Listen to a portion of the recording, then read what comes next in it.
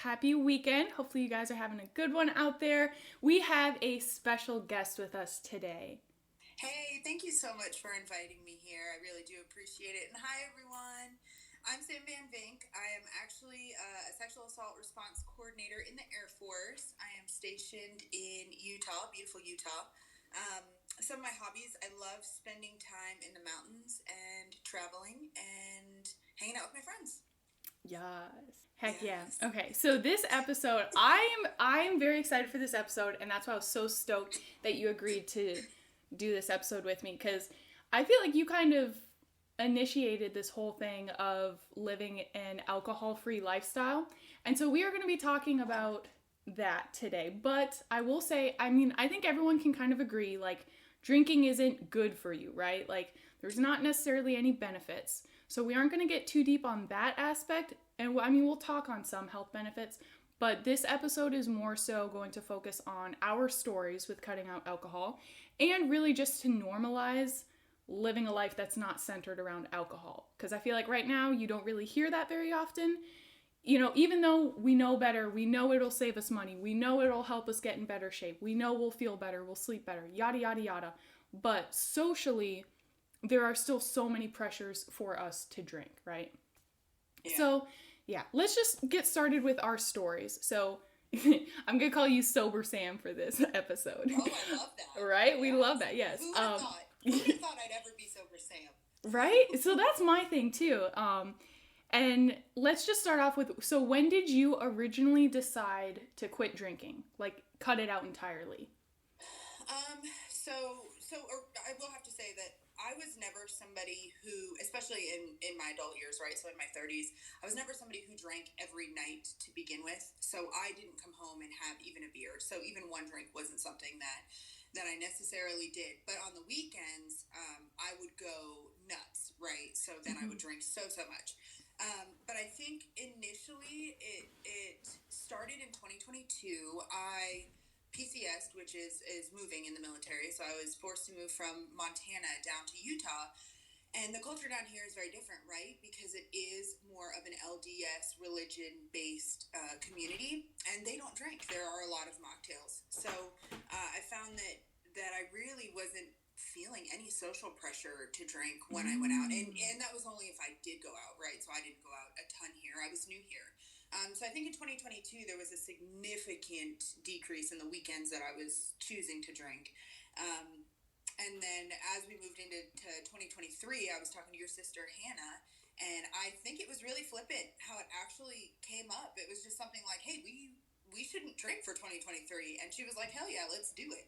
And honestly, that's how it started. And I don't even think her husband, Casey, was on board until a little bit later, right? Because it was initially like, let's do dry January. Mm-hmm. No, let's do an entire year of not drinking. So, you know, I deployed too. And so I think that was really helpful of having, 8 months of limited alcohol as well. So yeah, that was really the beginning of the end, so to speak. Oh, yeah. I feel like we quit kind of, I guess, for the same reasons, and it was more of just sort of like a challenge, like, hey, can we do this? Because, yeah, for me, it was very, very last minute, like, very impulsive, and it was honestly, like I said, it was New Year's of, like, going into 2023, and my sister Hannah was like, hey, me and Casey are doing this, you should do it too. And so I was like, it was literally, like, just before midnight, and I was like, yeah, okay, let's do it. And it was, I guess, more for moral support for them, because it is easier to cut out alcohol if you're not surrounded by people that drink a bunch of alcohol. Oh, for sure. And so that part's nice that you didn't have that social pressure where you live, because that was, like, honestly, I would say probably the biggest roadblock for me and Daniel when we did the year without alcohol. Because especially for him being a maintainer and all that, it was just constant. Anytime you go out, I mean, you know how the mentality is in the military, but anytime you go anywhere, it's like, well, you have to drink. And then if you say, no, we're not drinking, then that, like, opens up a whole can of worms too. Yeah, I feel sometimes when I think back on it, because I'm still not drinking now, but it's kind of like I don't know, I guess I sort of envisioned it, if I would ever go no alcohol, that it would be more of a wholesome reason, or it would have more value behind it or something. But it was really just like this is a cool challenge. Like, let's see if I can do it, you know? Yeah, no, honestly, that's kind of how it was for me too. You know, it was like I don't think I thought super deep into it. It was just more of a challenge. And then I think and I know that we'll probably talk about it too, but as I started to progress and not have the alcohol and not have those social encounters while drunk, right? Because that's huge too. And those social pressures, when that was eliminated, I think I started to really realize how much better I felt. And I'm also still not doing alcohol. And I think that it's worth trying for everyone, you know, at least seeing how you feel. Oh, yeah. And even if you're like, okay, I'm not ready to go completely cold turkey, even if you just cut down on how much you drink, you can still see a lot of health benefits just from limiting how much you drink, or like going, you know, maybe like only seltzers and beers and wine over like hard liquor or something like that. But yeah, I think everyone starts somewhere, you know what I mean? But no doubt. Oh yeah. I have to get a little like history buff in, because you know I'm a nerd like that. But there's this term apparently going around social media called teetotalers, which just means you don't drink. And I had never heard of it before, but apparently it's a thing now, and I keep seeing it everywhere. And so I dug into it a little bit, and there's this liquor inventory program, whatever, that like tracks how much liquor is poured at all the bars and restaurants and stuff. And they put out this whole article and everything on the backstory, because we're seeing a huge generational shift now with liquor usage. And so teetotalers, like the phrase, and people that don't drink alcohol ever, it goes all the way back to the early 19th century in Preston, England specifically. And Joseph Livesey established the Preston Temperance Society, 1833, later became one of the leaders of the temperance movement, and previously documented as early as 1827, some members of the other temperance societies reportedly would put a T after their name to signify their commitment to temperance, and then eventually those members just became known as teetotalers. So basically they had to tell everyone and their brother, like, I don't drink alcohol, look how good I am. So, and that is the one thing, I'm kind of torn on it, because I get a little bit annoyed, but I feel like sometimes people that don't drink get a little uppity about it, and they're kind of like quick to tell you that. So, and then it sucks, because then for everyone else that's just like, I just want to do it for the health benefits, whatever, then it kind of, I think, steers them away from it, because they're like, oh, you know, the people that don't drink are usually like seen as not very fun or kind of uppity or whatever. But yeah, no, I totally agree. And I will say too, like, especially here in Utah, you know, like I said, with there being so many religious communities, it isn't taboo here to say I don't drink. But I think about even when, you know, I was in college, anybody that said they didn't drink, we weren't friends. I bartended. We were never going to be friends if you didn't drink, right? Like, that was my livelihood. So it's crazy. You know, you think about how much changes based on the people that you meet and all those things, and then you decide not to drink anymore, and then you're in a community that finds that socially acceptable. It becomes easier. But I can see how when I leave here and I'm not in a community like this anymore and I go somewhere else, I do think that I'll experience maybe some social pressures that I haven't felt in a while, because it is different here and we have those options. So yeah, because I mean, I think I mentioned it in a previous episode way back, kind of when I first found out I was pregnant. But yeah, when I found out I was pregnant, and then I told, you know, some people like, hey, I'm pregnant, so I can't drink with you anymore. I can't drink when we're snowboarding anymore. I can't snowboard anymore for the next 9 months. It was kind of crazy, because like I saw some people and they're like, okay, well, we'll see you in 9 months. Like, once they saw that, like, hey, you don't want to come out to the bars with us, like, all right, bye. And so that was kind of crazy too, because it's like, crazy. Oh, all right, like that's how it is, huh? But yeah, it is crazy. And if you have friends that aren't on board with that. That's a struggle, you know. And I think even in my family, and I love my family so very much, but we are a family of drinkers. That's what we do. That is our that's our fun time, so to speak, right? So we all get together and we all get drunk and we all get loud. And I'm Puerto Rican, so that's what we do. Mm-hmm. And that has dramatically changed for me. And there was resistance in my family initially when I was like, I don't drink. And I remember the reaction was literally, oh, you don't drink now? Because you're right, there is that stigma associated with not drinking. So yeah, I think once you get over that, once you realize that is going to happen, I think it is easier for you to accept too. You know, maybe if those people aren't going to respect your boundaries or your guidelines, you know, maybe spending less time with them. Right. Yeah. And so then for you, I mean, it's been over a year now. And like you said in your intro, you are very active. You do, I mean, shoot, you go rock climbing, you're hiking all the time. Like you're doing miles and miles of running and walking with your doggos. So what are some of the benefits that you've seen personally since you cut out alcohol completely? So honestly, it's been amazing. My skin has been phenomenal. I have lost 30 pounds. Dang. I know, girl. I weightlift all the time. I love it. I don't feel yucky when I wake up in the morning. You know, I think I used to feel like there were wasted weekends where I would just kind of drink with friends, and on that Sunday, I would have anxiety, right? I'd wake up and be like, what the hell did I say wrong? Or what did I do wrong? Or whatever. So I would way overanalyze that weekend, and it would really matriculate into the rest of the week, and then the next weekend I would drink. So I don't feel any of that anymore. I think my anxiety has gotten better. Like I said, I've lost weight. I see gains in the gym. I can run for much longer. You know, a 3-mile run now is like, meh, you know, a cakewalk. Yeah. So to me, those benefits have been amazing. And mentally and emotionally too. I think I feel a little bit more stable, which is nuts. Because I really didn't think giving up drinking would help with that, but it really has. Oh yeah. No, I see that too. Do you ever miss drinking in any aspect? No. Oh no. Okay. No. Like quick no. So I miss my friends, you know, because I move so much. I miss my friends and I think back on those situations, but I never think, wow, I miss getting drunk with my friends. I just think I miss those people. You know what I mean? Yeah.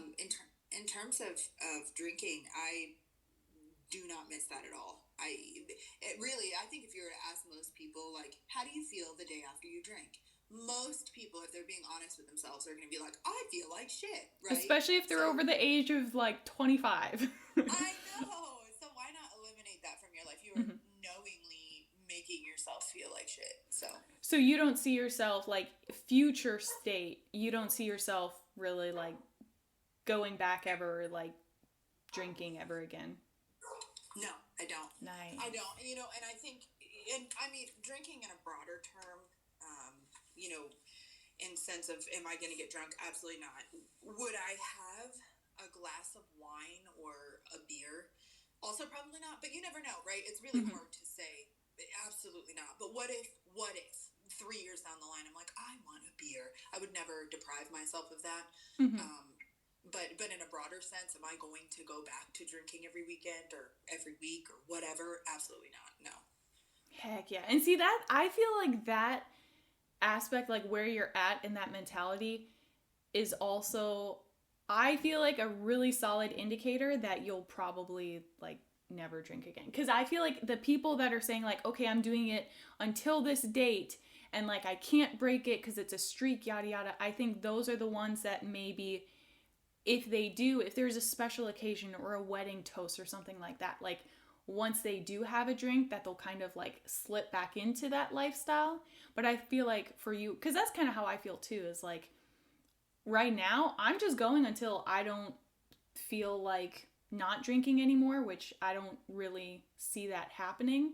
But I feel like I'm at a point now where if I had, a glass of champagne for a toast or something like that, I feel like I could easily be like, okay, yep, that was my glass, I'm good, and just go another year or however long without drinking. So Yeah, I agree. And you know what's interesting to me too is I know your sister. I think it's funny how lives of your friends sometimes co-align for things like this to happen.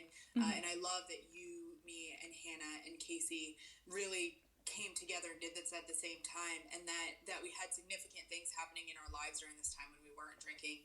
And it's crazy, right? You came out with a beautiful baby. I went on a deployment. Hannah's running marathons, right? Like it's just so crazy, the things that come out of the beautiful things that come out of you choosing not to drink, or how your life sets you up to be able to continue to facilitate those goals. Oh yeah. And I will say too, because when I started the not drinking process, we did, because we were about to be leaving California. So there were so many going aways, and everyone's like, oh, it's your going away. You have to drink, blah, blah, blah. And everyone was such a weenie about it. And so we did have a lot of the social pressure right from the jump. And especially because I'm female, so it was before I even found out I was pregnant. But at all these, like the going away parties and stuff, and I said like, no, I'm not going to drink, I'm good. And they immediately assumed I was pregnant. And I was like, that kind of sucks too, because I'm like, again, like I've said before, I'm like, you shouldn't be asking people, unless you're good friends with them or family or something, but like, don't ask people, when are you going to have babies? Are you pregnant? Blah, blah, blah. Like, it's not a good question to ask. And so it's like, it's also kind of sucks too. I'm like, why would you just assume just because I don't want to drink that's because I'm pregnant? You know what I mean? And so I was more, when I decided to go no alcohol for the year, I was more worried and concerned about the social events and basically like, okay, how am I going to survive this event that I have to go to? How am I going to get through the night? And that was kind of also the deciding factor of like, all right, if I can't even get through a going away party or something without a security blanket drink, like maybe that's an indicator that this is really something I should be doing, because you shouldn't have to rely on a substance to get you through anything. Like, one, what I learned mostly was like, stop going to things that you don't want to go to. Like, just say no, Stop being around people that you cannot stand, that you need a substance to get around just being around them. Like, maybe don't hang out with those people anymore. But it was kind of cool because once I, quote unquote, survived that first going away party without drinking, after that it just got easier and easier. And now I'm like, yeah, no, no, thank you. Don't want to drink. And people can kind of just leave it at that. And it doesn't bother me nearly as much now as it did in the beginning, Yeah, it's crazy that we have such similar experiences with growth, because I think you, me, and I can't speak for Hannah, but I'm sure she feels the same way. When you initially think about giving up drinking, you're not thinking about like the mental and emotional growth or like the realization of your personality, while you quit drinking. You're not thinking about that part of it. But it's true. It is a social crutch. And I completely agree with you. I think I realized that, I think back and I'm like, I don't think I ever had an encounter with someone, like an initial, even sexual encounter with someone, when I wasn't drunk. Like I was always drinking. And because I am an introvert, and I realized through not drinking that I am an introvert. You're right. I have to, in order for me to be able to be around people for extended periods, I felt like I had to drink. And now I leave. Now I'm like, oh, you know what? I've been here for an hour and a half and I've had my fill and I feel overstimulated, so it's time for me to go, right? And so you really get in touch with how you feel, your interactions with people. You make friends, I think, that are more aligned with you, right? It isn't this drunk meeting people in a bathroom and you get their phone number and then you're friends with this person, or even just acquaintances with this person and you really don't like them or whatever. Those are gone. I don't have any of those. I choose to surround myself with people that are valuable people, value added to my life, right?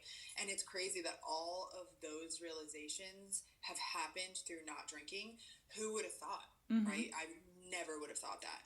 Well, and also, side note too, alcohol is the only drug that people socially bully you and guilt trip you and shame you for not using. Like, you would never hear a normal human being being like, oh, hey, welcome to my house, going away, whatever, whatever. Oh, you don't want to use meth? Why don't you want to use meth? Just use meth. Like, you would never hear that. But with alcohol, you have to, like, defend your reasoning behind why you're not drinking. You have to, like, put up all of this effort, and you have to, like, kind of put yourself out there and be like, no, thank you, I don't want to do this, even though it's not the, you know, the popular choice.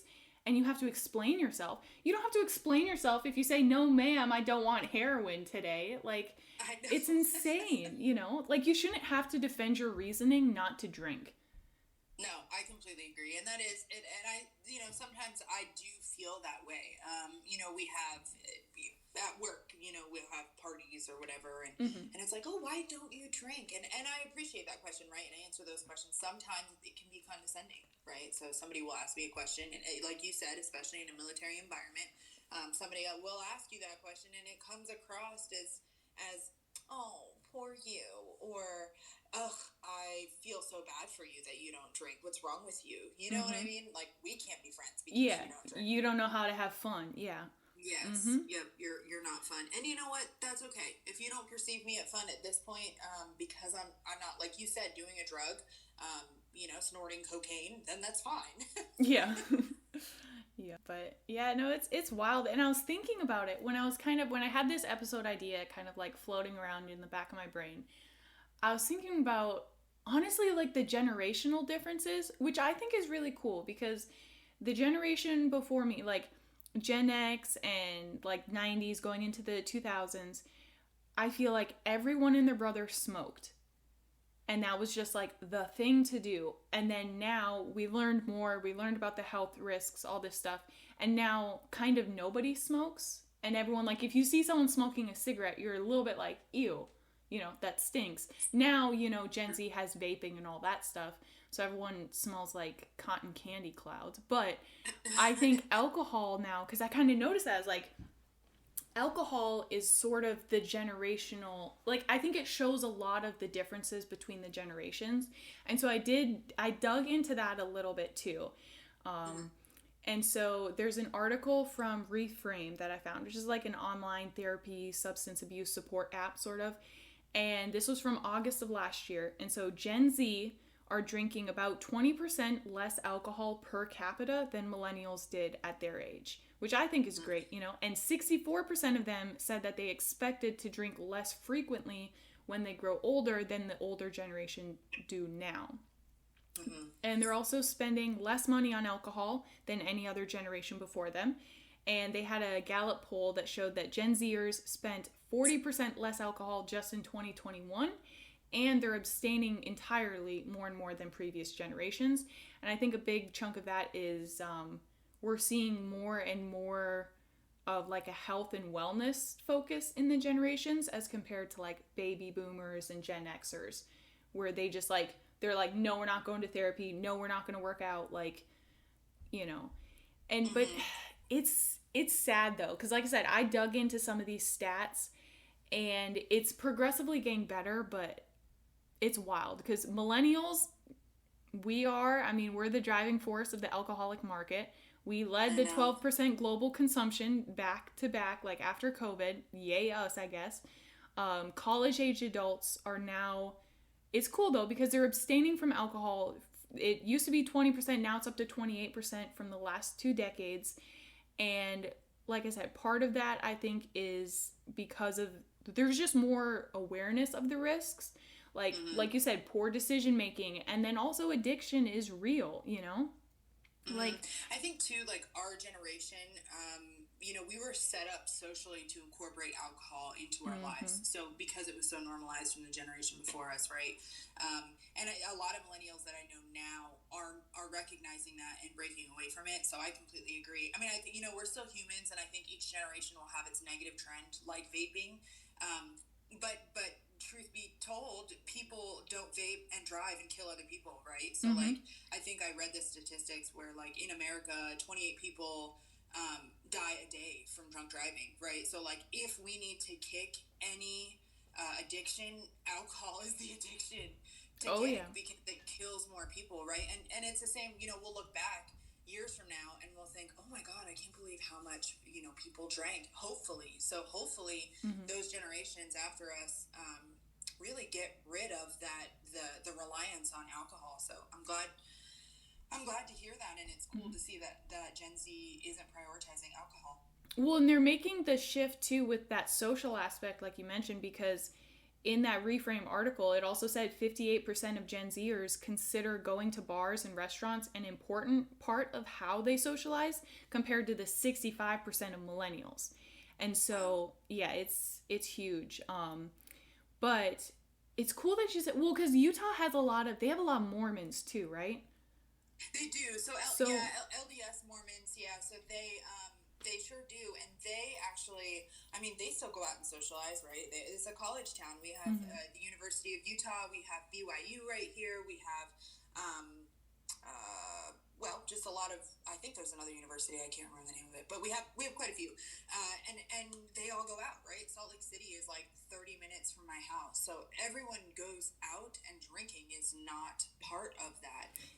It's surrounded by food, right? So your social encounters are food-based and mocktail-based. So they have some amazing mocktails, and really prioritizing juice. And shout out to Saudi Arabia too. I was deployed out there, and they prioritize. There's no alcohol allowed in the country, and the fresh juices are amazing, and they're health-based, right? And so you're drinking these juices that are actually good for you instead of drinking alcohol that tears down your body.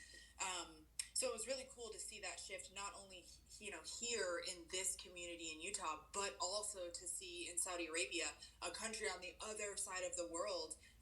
They don't like alcohol either because they realize how destructive that can be. And I know that there are religious-based reasons behind that as well, but they prioritize the health benefits of food to take the place of that, or drink to take the place of that, which is cool. Oh yeah, because didn't like a lot of the, not even like liquor stores, but like the gas stations out there in Utah, don't they like not all of them sell alcohol, or like only on certain days or times or something? I am going to be so honest with you. I don't know. I have fallen so far out of knowing. I don't even pay attention to the alcohol that's sold anywhere. I think if I think about, I don't know if they sell them in gas stations. I'm also from Pennsylvania, where we have beer barns and wine stores, and everything is sold separately. So in my mind, I think I just categorize every type of alcohol to be sold separately and not in stores, because Pennsylvania is a commonwealth. So I don't know. Yeah, well, because I was looking at that too, because I'm like, I mean, you gotta love a good old capitalist society, you know what I mean? But I'm like, with everyone shifting away from drinking, I'm like, okay, that's a lot of like losses for the liquor stores and stuff. And so they're like you said, the mocktail bars and stuff, they're popping up all over now. And non-alcoholic beers are the fastest growing segment in the beer industry, with an average growth of nearly 4% in the past 5 years. So I think that's cool because, well, they're giving us like other options, which I think is really cool. So they're not just like, nope, go drink your water, which we probably should be drinking more water, but that's not the point. You know what I mean? Like they're giving you options. So that's cool. Yeah. But I mean, they have to, because like you said, it's revenue lost, right? So they'll always, like you said, capitalist society, they'll always find a way to be able to cater to the masses, to make sure that they stay relevant, whatever that looks like for them and for us. Oh yeah. And so I did some more, like, because like I said, the generational factor like fascinated me on this. So that's why I'm really like honing in on it. But I have some stats for you, like just side by side, because it's crazy to see it's a pretty dramatic shift. And then I want to get your feedback on the mental health aspect for the baby boomers. But starting with Gen Zers, they're now labeled the sober curious generation, which I think is great, because it's giving them like the choice. It's them saying like, hey, I'm just choosing to live a different lifestyle. It's not like, okay, I have to because I'm addicted, or, you know, some other reason that's kind of forcing them into it externally. It's just purely their choice. But then millennials, I mean, go us. 53% said they consumed alcohol in the past month. 57% are drinking craft beers weekly. Gen X, 65% consumed alcohol in the past month. 48 are drinking wine at least once a month. They're kind of bougie. And the key difference, though, this is so sad. The key difference between the drinking styles of Gen Xers as compared to millennials and Gen Z is that millennials are drinking to feel more comfortable socializing, but Gen Xers tend to use alcohol for relaxation, making them more likely to drink alone. So I think we can all kind of see that's a very slippery slope to go down. Yeah. And then baby boomers, this like breaks my heart. 72% have consumed alcohol in the past month, and 107% increase we've seen in alcohol use disorder among people aged 65 and older. Researchers are also noticing that increased trend of binge drinking in baby boomers, which for reference, according to this Reframe app, binge drinking is 5 or more drinks in one sitting for men, 4 or more drinks at once for women. And the Gallup poll was showing about 20% of adults aged 60 to 64 and around 11% of those over 65 are currently admitting to binge drinking consistently. And sadly, the rate of alcohol-induced deaths in 2020 was highest for those aged 55 to 64 for males and females. And so I don't know. I think that's so sad. Like, get your parents help if they need help. You know what I mean? Like, they went through some stuff. They were raised by people that went through some stuff. So not that it's excusable. It's understandable that they be struggling. You know, that generation was not allowed basically to go to therapy. It wasn't attainable or achievable. Like, they weren't encouraged to talk about their feelings or their emotions, and so liquor kind of was their escape, unfortunately. Yeah, but I mean, generational trauma is real. Oh yeah. For sure. I think each generation, and I already touched on it too, each generation is going to have its negative trend. But again, going back to how destructive alcohol can be. Mm-hmm. And, it's something that we don't take as seriously as a society that we should, because those are some staggering statistics when you look at boomers and you look at your parents and you're like, wow, most of you and your friends are drinking an insurmountable amount of alcohol to be able to deal with what's going on. And like you said, trying to get them help, normalizing that mental health aspect of seeking help and getting that therapy, because obviously there are problems. Somebody can deny till they're blue in the face that they don't have any issues, but if it's coming out in those staggering statistics in terms of drinking, then mm-hmm. there are issues, right? I mean, those are facts, so they definitely need some help. Well, and they're not drinking, wine and seltzers and White Claws either. They're drinking old fashions. They're drinking gin and tonics without the tonic. They're drinking, just straight liquor on ice. Yeah, and they're going hard. Mm-hmm, it's so tough on their livers and all that. And that's, like I said, that's why I wanted to focus on this episode more on, like, just making it more socially acceptable and more of an attainable feat to just cut out or even just limit the amount of alcohol that you're consuming. Because like I said, I don't think anyone's really disagreeing on, like, the health benefits, but it's just normalizing it. And so to lighten things up a little bit here, I also looked at some celebrities that are really starting to speak out now on being sober, and it's like a multitude of reasons. Like, some of them are like, I just don't want to drink when my kids are in the house, so maybe when they're 18, maybe then I'll drink again, who knows, maybe not.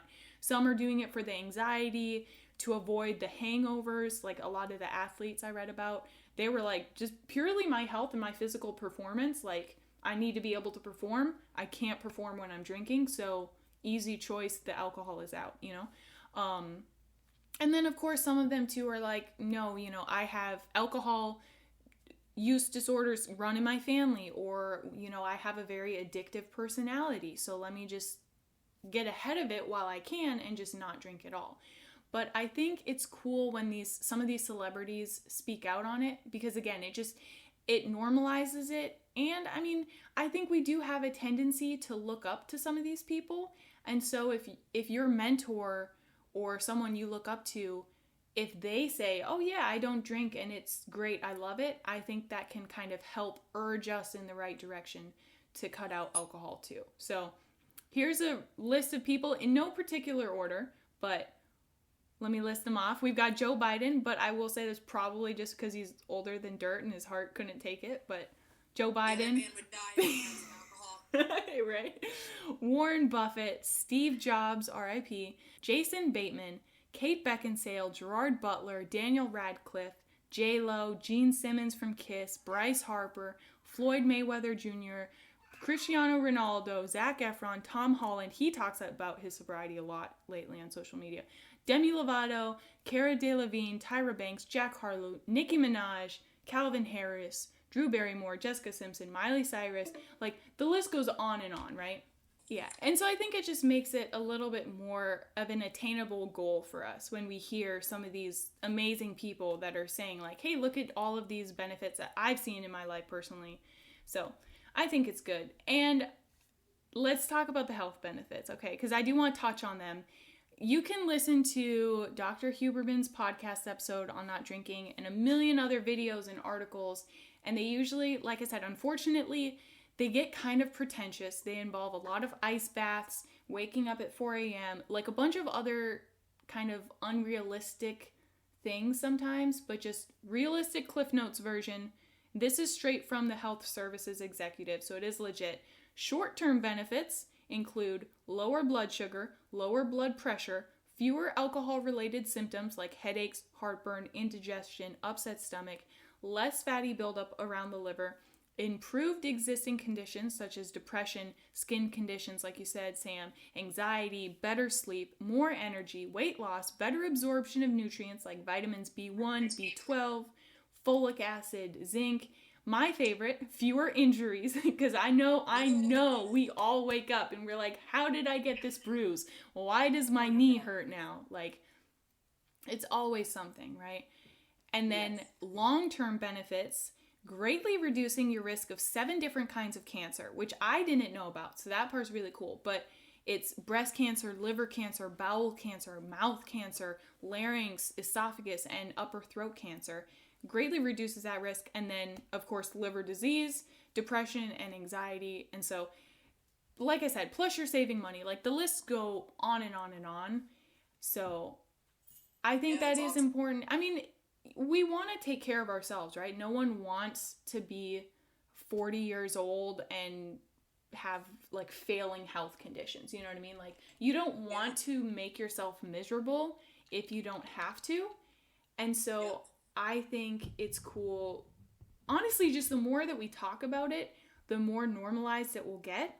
And then you can just start feeling better. You know what I mean? Especially once you realize, like, hey, I don't need alcohol to get through events or to calm my social anxiety or to help me sleep, anything like that. Like, once you realize, hey, maybe I don't need this, then I feel like the doors just open up left and right. Yep, I completely agree. I also think, and to touch on your social media / celebrity viewpoint too, where you were talking about how that can influence people, I think TikTok has been really influential too. And maybe that is also contributing to why Gen Zers are drinking less as well. I mean, you can see that there's a community online of individuals that aren't drinking and that have that clean lifestyle like you were talking about, whether it be the ice baths or not or whatever they're incorporating. But they do, I have seen a lot. And we all know TikTok is geared towards you, right? So TikTok knows I'm not drinking. But I have seen a lot of people glamorizing the not drinking, which I appreciate, right? So that can definitely be also influencing some of their choices too. I think there's a specific TikToker, and I won't say her name, but there is a specific TikToker that I have seen other individuals stitch, and she's sloppy. She is drunk every weekend, and her peers are noticing and asking her to get help for it, right? Like, in what world would I have thought that a young Gen Zer would be telling their peers to get help for drinking at such a young age? Like, that's crazy to see, awesome, right? Yeah. But it's awesome. So yeah. I wonder too, just with now that everything is documented online and all that stuff, and social media is such a huge presence in our lives, I wonder if that's also kind of part of the shift with the different generations drinking less and less, because now all of your weekend escapades are posted online and then it's there forever. So I wonder if that's like a slight factor too of like, hey, maybe I should stop making bad choices on the weekends, because those bad choices will catch up to me later. You know, my boss will see it, my coworkers will see it, or anything like that, you know? Oh, no doubt. I think about some of the weekends that I had when I was younger, and I am so grateful that there were no cameras to capture. I could not imagine living in a world today where anything that I do could end up on the internet and millions of people could see. So yeah, I think that is a huge deterrent. So I agree. Oh, yeah. All right. So as we wrap up this episode, do you have any advice for some of the listeners that get pushback for not wanting to drink? I think that we talked about a lot of benefits and being able to talk to people through our own experiences, right? Anecdotally, how we've had to deal with that. But I think in general, set boundaries and stick to them. So with people, set boundaries and stick to that. And it is so hard, but people love to test those boundaries. And unfortunately, those people I've had to cut out of my life. So if they can't respect that I don't want to drink a liquid, literally a liquid, then what other boundaries won't they respect? So I know that might not be the easiest answer, but setting those boundaries and sticking to them and knowing that you are in the right because it is for your body that you are making those decisions. Yeah, I love that. I agree. I think if anyone, like, if they're really choosing to, like, basically cut off a friendship because you don't want to drink alcohol, like I said, realistically, like, it is a type of drug. So it's like, if they're gonna cut you off and give you attitude for you not wanting to do a drug, I don't think that they're really people you should have in your life. So I say, exactly. Get wrecked, Yeah, exactly. Get wrecked, but sober. Yes, exactly. And then last question for you, just for my entertainment and for the listeners, what are you reading or listening to these days? Okay, so I love podcasts. So first, I'm listening to National Park After Dark. It's a crime podcast. It's amazing. So they do like weird oddities, curiosities, and crime in national parks. So definitely listen to that. And then I am reading She Explores. They're like stories of life-changing adventures on the road and in the wild. And it highlights women in the outdoors. It's by Gale Straub. It's a phenomenal book. And the pictures that are with it are awesome because, I'm old, but I still like picture books. So. Awesome. So, yeah. Heck yeah. I'm going to add that to my list. That sounds good. Okay. Yeah, you should. Thank you so much. All right. We will let y'all go for this episode. Thank you so much for joining us, Sam. Hopefully we will get you on another episode soon. As always, make good choices, be a decent human being, take care of each other, check in on your parents if they're drinking a lot all the time, check in on those Gen Xers if they are drinking alone, and we will catch y'all next time. Okay, bye!